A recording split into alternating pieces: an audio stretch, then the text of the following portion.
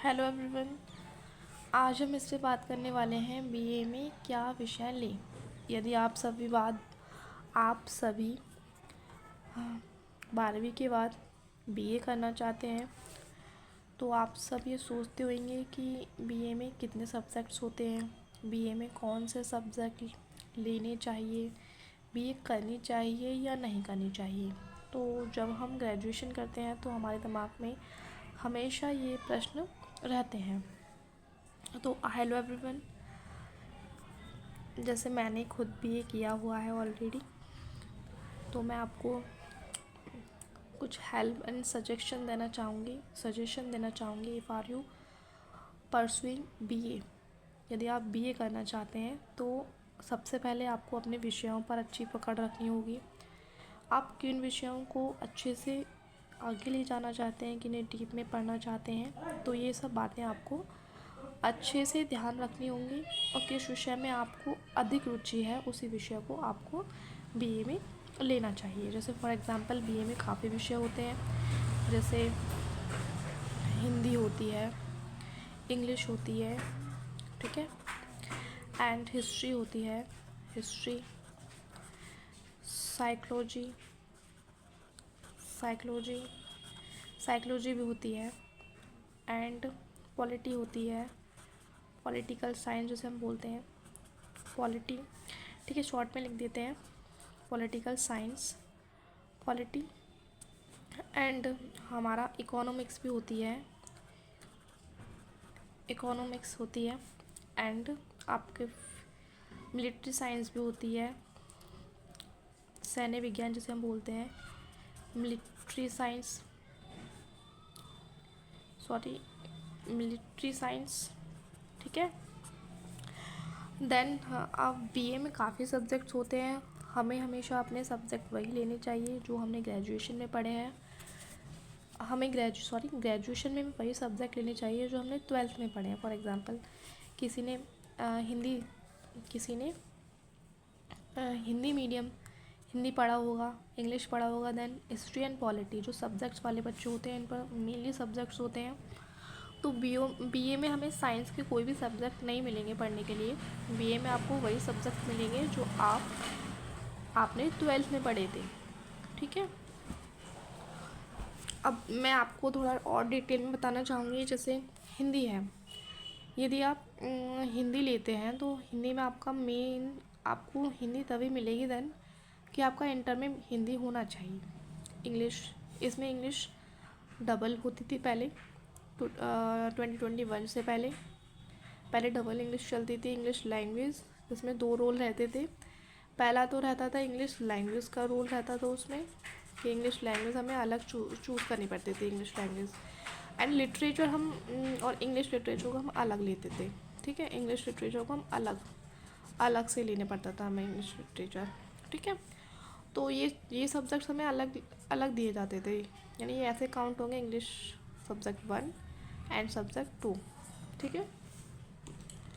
तो आपको mainly focus ये रखना है कि यदि आप अपना सब्जेक्ट कॉम्बिनेशन अच्छा रखेंगे। हमेशा सब्जेक्ट कॉम्बिनेशन कैसे, बीए पहले तो उन्हीं व्यक्तियों को करनी चाहिए जो नॉट सीरियस कोर्स नहीं है, ये बहुत ही रेयर कोर्स, बहुत ज़्यादा यूजुअली ज़्यादातर लोग इंडिया में बीए करते हैं, मोस्टली आर्ट्स स्टूडेंट बीए करते हैं। तो बीए करने में सबसे पहले विषय वही लें जिसमें आपकी रुचि हो, ठीक है। आपकी रुचि हो सकता है इंग्लिश में हो, हिस्ट्री में हो, मोर देन, और हर विषय के अलग अलग बेनिफिशियल्स होते हैं। जैसे हम बात कर लें पॉलिटिकल साइंस की, तो ये आपको कॉम्पिटिशन्स में बहुत हेल्प करेगा। जैसे आप मान लीजिए कि आप यूपीएससी की परीक्षाएं देना चाहते हैं, यूपीएससी होता है संघ लोक सेवा आयोग, यूपीएससी, तो इसमें बहुत मेन रोल रहता है पॉलिटिकल साइंस का, एंड इकोनॉमिक्स का बहुत रोल रहता है, एंड हिस्ट्री का बहुत रोल रहता है। तो हमें ये ध्यान रखना है ये हमें आगे करना क्या है, क्या हम बी ए यूँ ही कर रहे हैं, केवल एज अ डिग्री हमें लेनी है, या इसके पीछे हमारा मोटिव कुछ और है। फॉर एग्ज़ाम्पल जैसे आपको किसी कंपटीशन में अच्छा प्रदर्शन करना है, जैसे आपकी बीए भी हो जाए और आपका कंपटीशन भी तैयार हो जाए, तो आपके लिए सबसे ज़्यादा, यदि आप यूपीएससी एंड पीसीएस सर्विसेज देना चाहते हैं, पीसीएस की सर्विसेज देना चाहते हैं, ठीक है, सो यूपीपीसीएस हो गया, यूपीपीएससी हो गया, ठीक है। तो इन परीक्षाओं में आपको सबसे ज़्यादा जो हेल्प करेंगे वो रहेगा हिस्ट्री, ठीक है, पॉलिटी, ज्योग्राफी एक सब्जेक्ट होता है ऑल्सो, मैंने ज्योग्राफी नहीं लिखा, उसके लिए मैं माफ़ी मांगूंगी।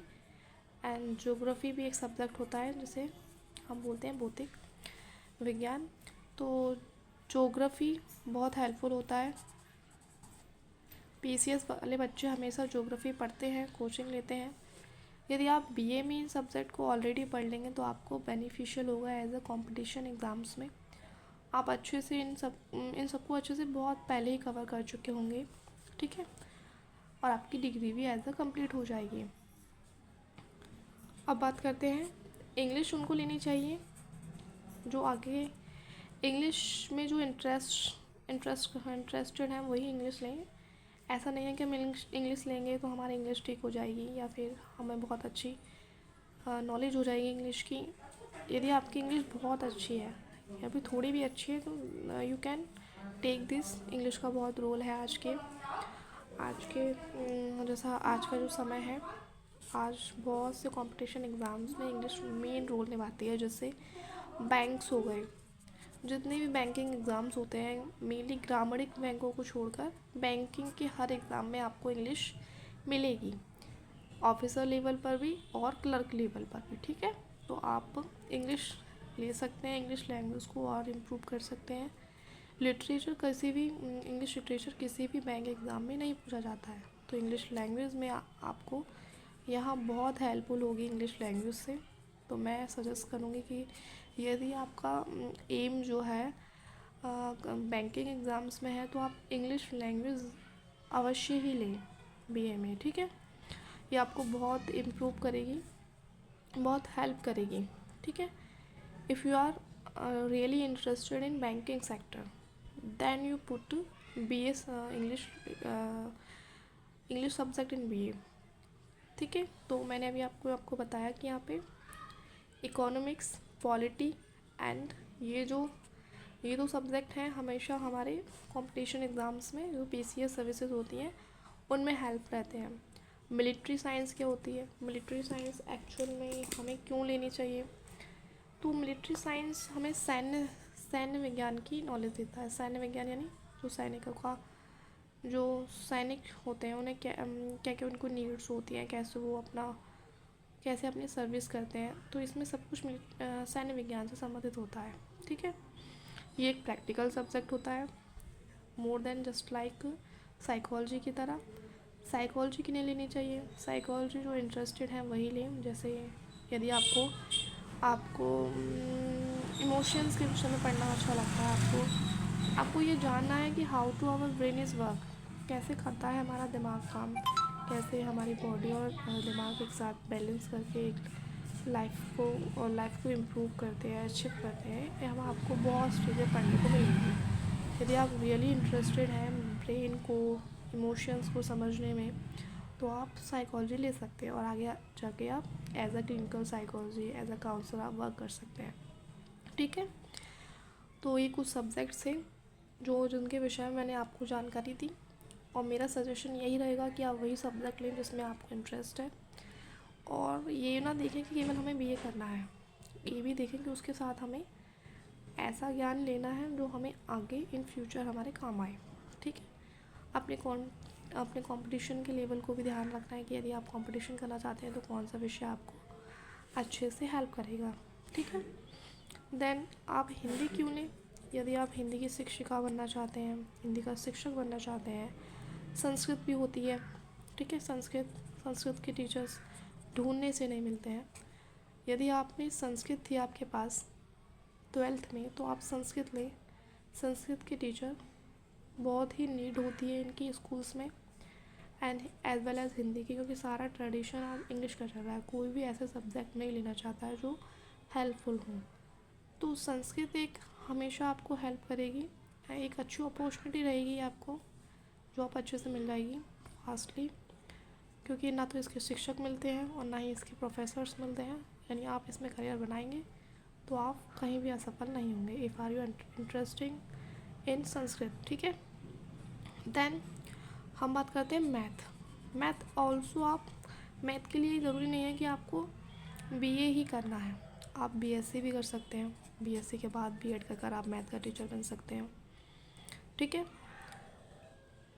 आपको अपने अपने टारगेट को ध्यान रखना है, then you put subject in और बीएड।